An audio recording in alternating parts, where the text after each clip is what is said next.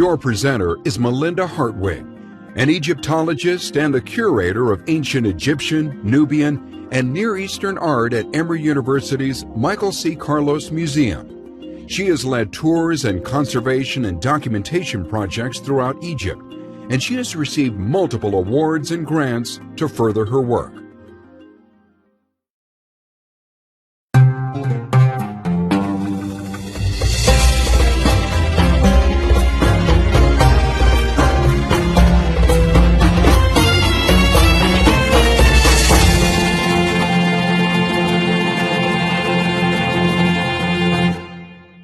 Egypt.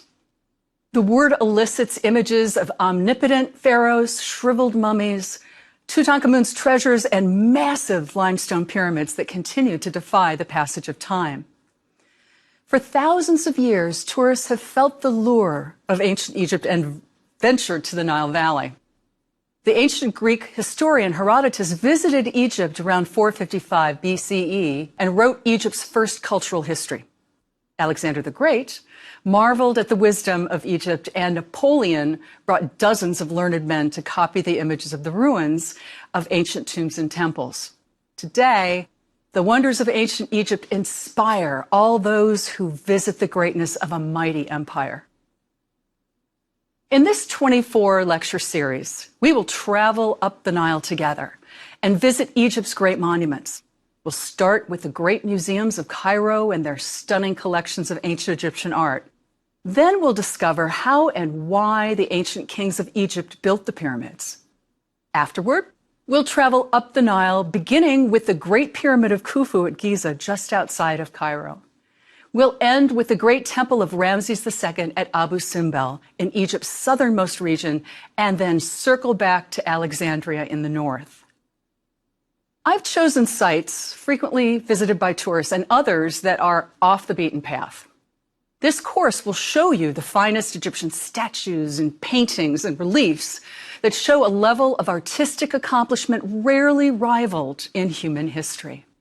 I'll recreate ancient Egypt for you through its magnificent pyramids, temples, tombs, and cities, and the stories they tell. First, we need to start with the lifeblood of ancient Egypt, the Nile River. The Nile was the focus of all human life in ancient Egypt. During pharaonic times, the river was thronged with travelers. The Nile mosaic of Palestrina, dating to the 2nd century, depicts the Nile from the Ethiopian highlands to Alexandria. Canoes, sailboats, and a Roman galley ship carrying soldiers plied the Nile waters. There were cargo vessels laden with produce and local ferrymen transporting people across the Nile. Sometimes the regular traffic swelled to accommodate funeral corteges with mourners and the deceased's funerary goods. Traffic jams could occur as the king and his court plied the Nile with their royal boats as they progressed through Egypt's many royal palaces. Cattle drank at the water's edge. Ancient Egyptians hunted and fished along the Nile. In their luxurious high-prow boats, the elite hunted hippos. Palm and sycamore trees, reeds, and papyrus grew along the water's edge and provided building and writing material. Egyptians crafted pottery out of clay deposited by the river. Life happened on the Nile. It was an interstate highway of ancient Egypt. The Nile is formed by two smaller rivers: the White Nile, which emerges from Lake Victoria, and the Blue Nile, which begins at Lake Tana in the Ethiopian highlands. The White Nile derives its name from the light-colored gray sediment it carries. The Blue Nile picks up black sediment along its way.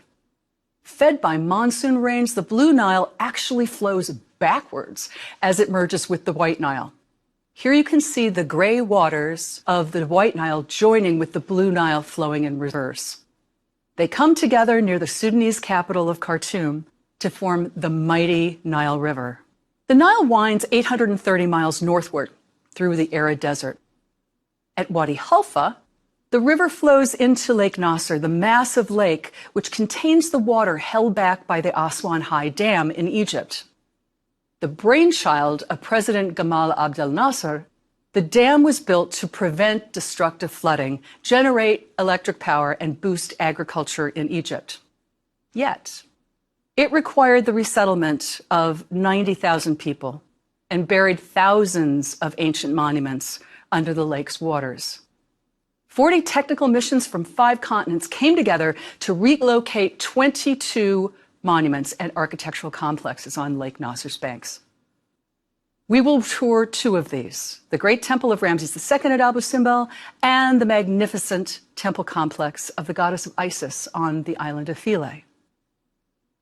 Upon reaching Aswan, Egypt's southernmost city, the Nile hits the massive granite boulders of the First Cataract. The cataract divides the river into narrow streams that surge past obstacles in its path. At the foot of the rapids sits the island of Elephantine. Here we will explore the houses, temples, and shrines of ancient Egypt's southern frontier.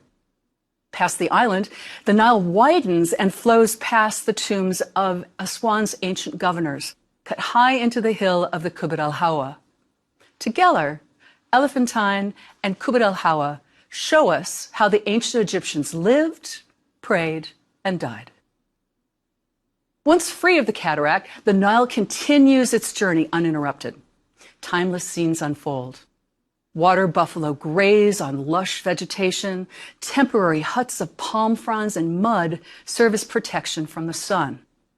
31 miles north of Aswan, the Nile passes through the ancient marshland basin. Here, we'll tour the spectacular ruins of the temple of the crocodile god Sobek and Horus the Elder at Komombo. This rare double temple contains reliefs of medical instruments and a festival calendar.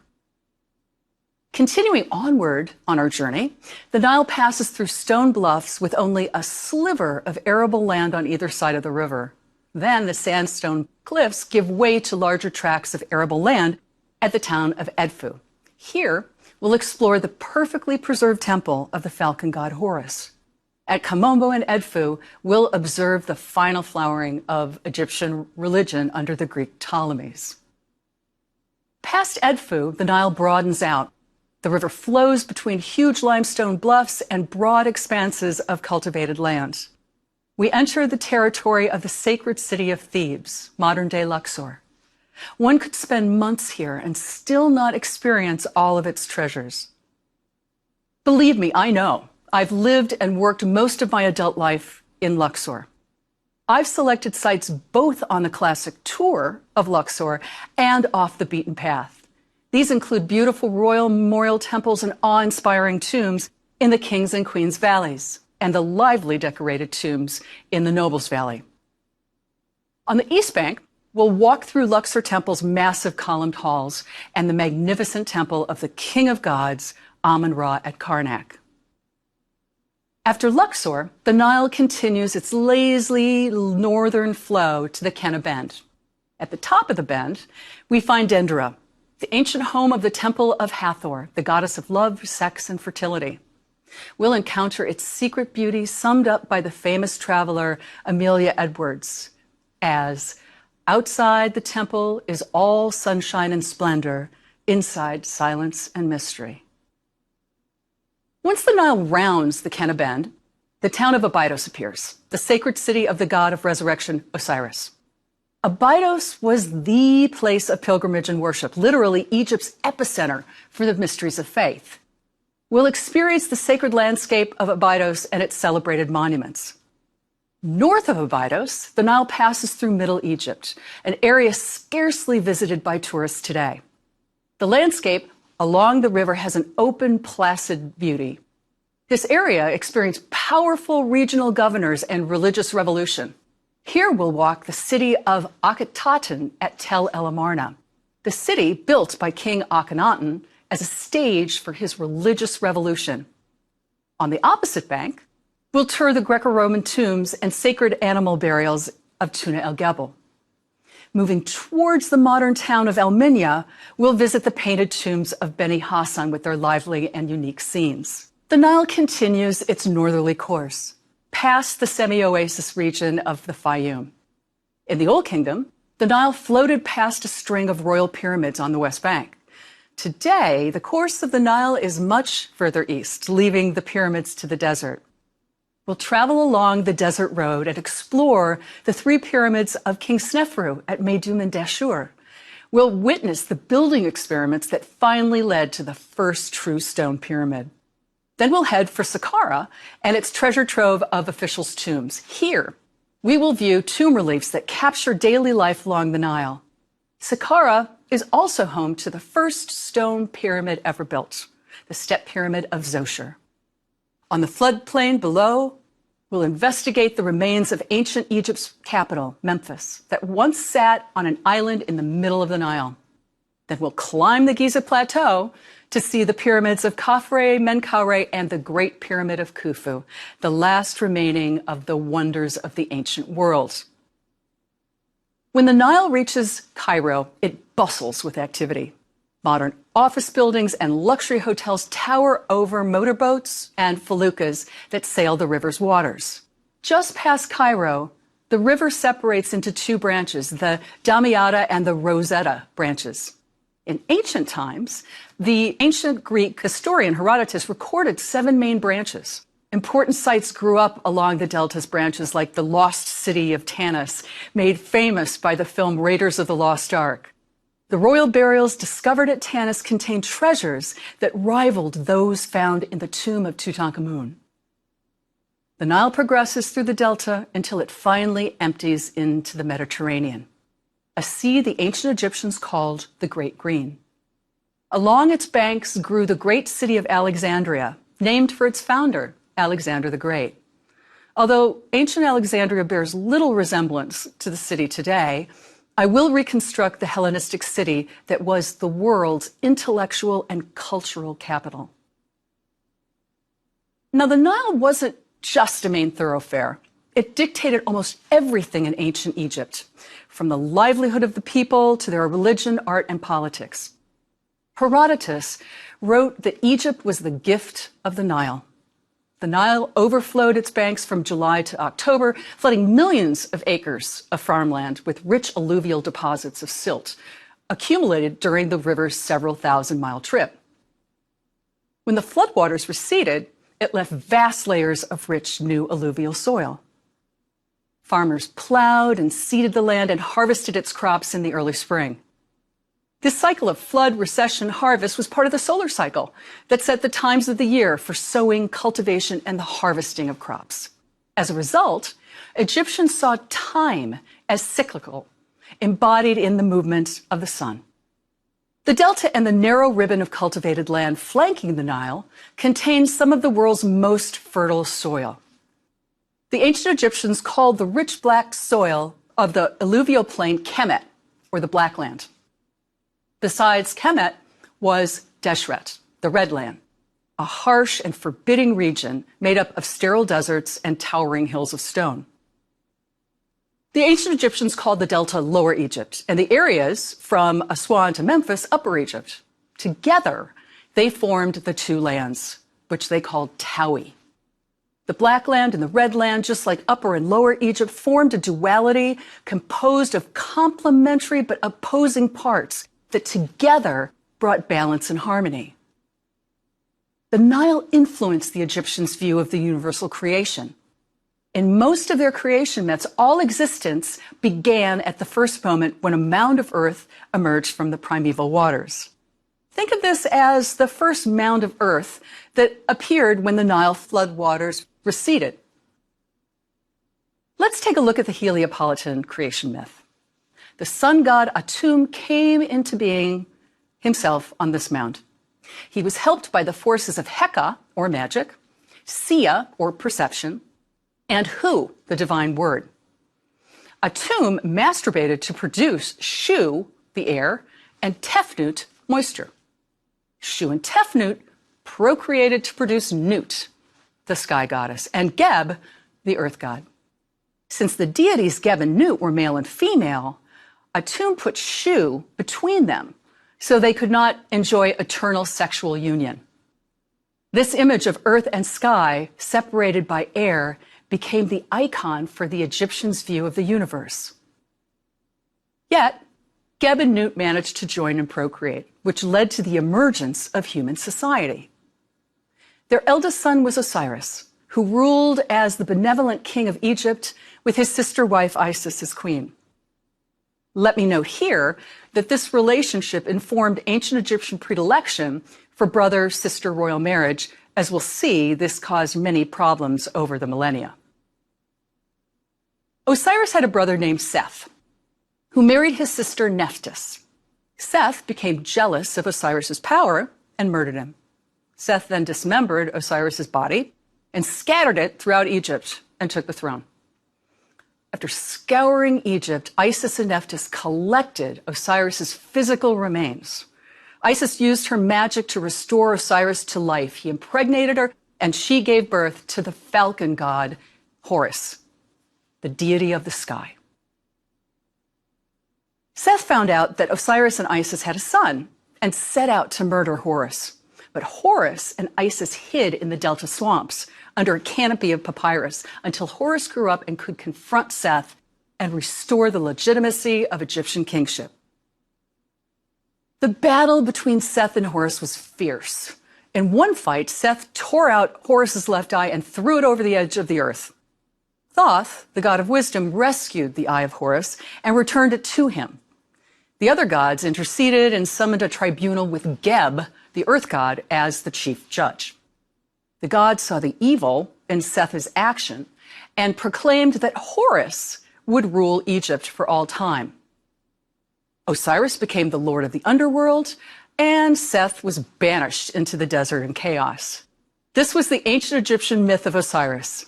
Other versions, notably by the Greek philosopher Plutarch, generally follow the same basic outline. As the god of the underworld, Osiris sat in judgment of the dead to see if their earthly deeds were worthy of entrance into the afterlife. The jackal-headed Anubis led the dead into the judgment hall. The deceased's heart, the seat of intelligence and personality in ancient Egypt, was weighed against the feather of Ma'at, the goddess of truth and justice. If the individual lived a just life, the heart and the feather would balance. Then the person would be led before Osiris and rewarded with eternal life in the god's realm. If not, a monster named Ammit devoured the deceased. Ammit was depicted with the face of a crocodile, 4 parts of a lion, and the rear of a hippopotamus. Basically every animal that the Egyptians feared. Once devoured, the deceased would then vanish forever. Clearly, the judgment of the dead was a high-stakes event. The Osiris myth also established the Egyptian model for kingship. In life, the king was the earthly manifestation of the god Horus. Falcon imagery permeated the king's clothing, insignia, and thrones. The king's Horus name, one of 5 in the royal titulary, is surmounted by a falcon. While alive, the king was Horus, semi-divine. Upon death, the king became a full-fledged deity and united with the god Osiris. Banishment of Seth into the chaos meant the king, as living Horus, had to fight chaos to maintain the order of the world so it wouldn't slip back into chaos. The ruler kept order by appeasing the gods by building temples and providing for their cults. He conducted rituals before the deities and their statues to persuade them to reenact creation and maintain the order of the world. The king also served as the titular high priest in every temple every day to appease the gods. He acted as an intermediary between the gods and man. Of course, the king couldn't be in every temple simultaneously, so temple reliefs of the pharaoh performing rituals before the gods acted as magical substitutes for the king. As I said earlier, when the creator god Atum came into being on the mount, he was helped by the god of magic, Heka. Heka filled the gods' creations with magical life. Deities became reflections of the creator god. Divine images became animated images of the gods. Royal representations became inhabited by the king, and depictions of the elite became occupied by their owner. Ancient Egyptian imagery provided agency for eternity, which had far-reaching implications. Since images were eternally functional, the static poses of the human form expressed timelessness. The human figure represented an ideal body to be inhabited forever. So, Why did the Egyptians portray the human body in such a distinctive way? In relief and painting, the body was displayed as a composite assemblage that encoded information. For example, to represent the concept of a nose, it was depicted in profile rather than frontally. To characterize the idea of shoulders, they were displayed frontally to show them at their widest, and so on. Egyptian art had no place for the foreshortened body or spontaneous action that was typical in classical art. Egyptian depictions served as eternal bodies for the person represented. Three-dimensional images, such as statuary, are always forward-facing. Statues always look straight ahead to receive cultic actions. Royal statues were set up in temples to act as magical substitutes for the king. The royal life force would dwell within the statue and preside over the daily temple ceremonies and receive ritual actions for the king's eternal cult. Statues of officials in temples acted as eternal participants for the sacred rites and ceremonies. In tombs, the souls of the dead dwelled within statues and received offerings for the deceased's well-being. The Nile and the act of creation also influenced ancient Egyptian architecture. Temple architecture recreated the model of the world at the very beginning. Temple floors represented the primeval marsh. Giant columns in pillared courts and halls represented swamp plants like palm, lotus, and papyrus. The temple ceiling reflected the canopy of heaven. The altar in the temple sanctuary symbolized the Mount of Creation. The deity manifest in its cult statue acted as a creator god. Rituals conducted within the temple brought together the divine and earthly worlds to regenerate the god and reenact creation. Thus, the Mount of Creation embodied the very power of life itself. In burials, mound-shaped tumuli evolved into stone mastabas, which means bench in Arabic.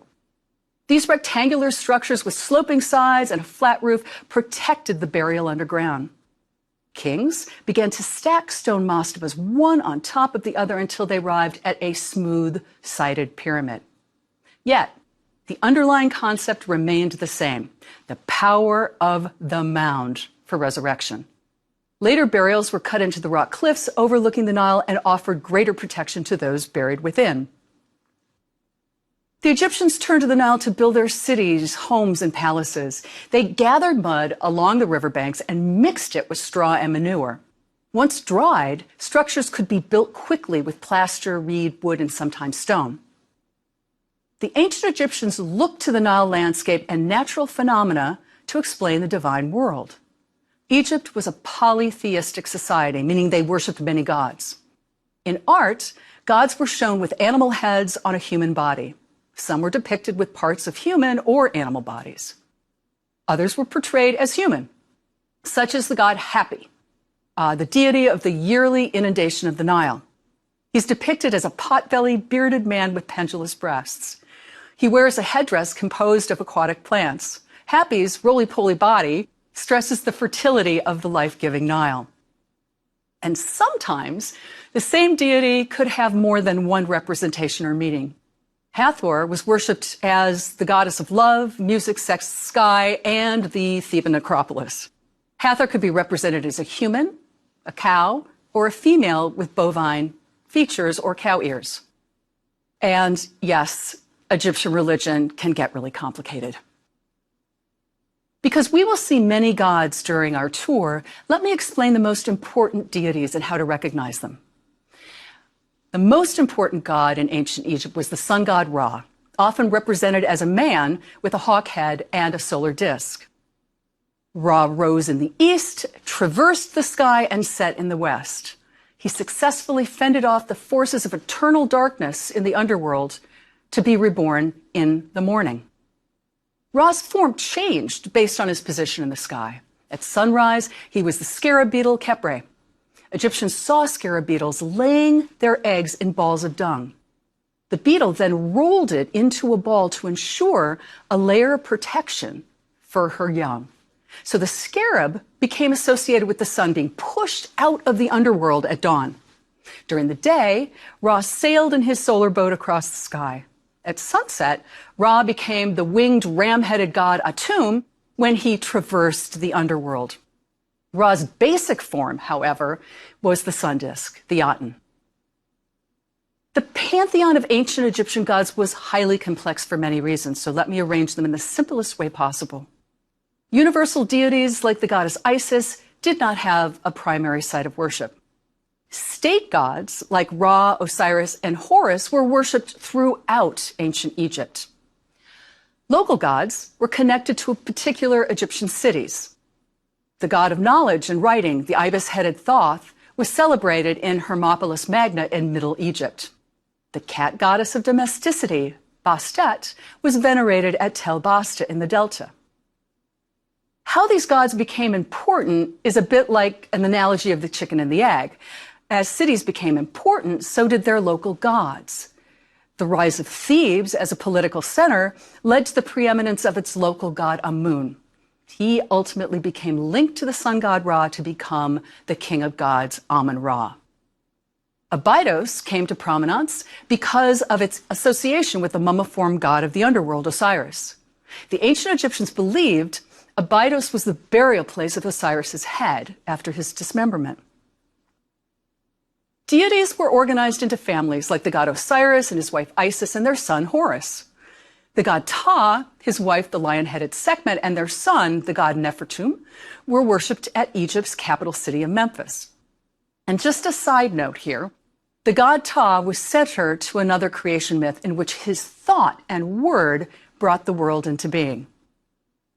The god Amun, known as the Hidden One, was worshipped in Thebes, along with his wife, the vulture goddess Mut, and their son Khonsu, the moon god.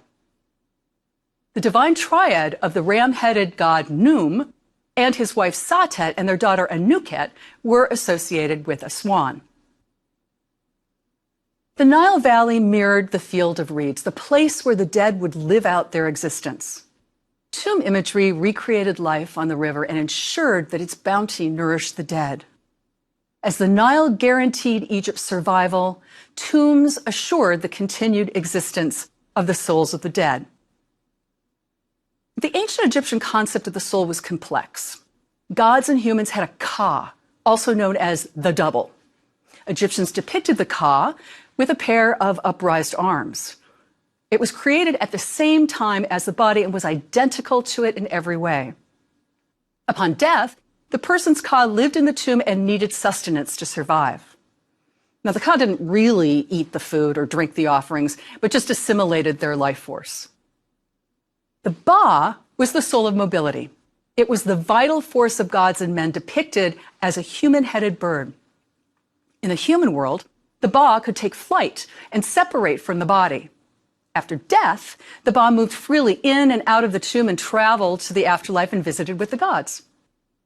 The Ba and the Ka needed to reunite with the Khat, or the corpse, to transform the deceased into an immortal Ak. The Ak was an eternal being made of light and inhabited the afterlife as one of the blessed dead.